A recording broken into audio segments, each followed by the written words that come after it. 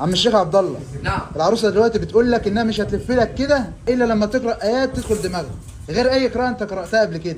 قراءة ما حصلتش. أعوذ بالله من الشيطان الرجيم.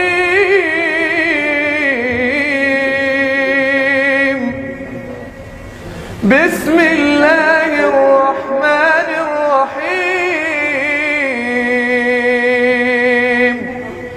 ومن آياته أن خلق لكم من أنفسكم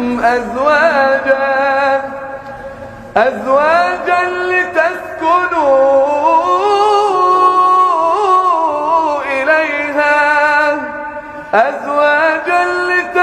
لتسكنوا إليها وجعل بينكم مودة ورحمة إن في ذلك لآيات لقوم يتفكرون.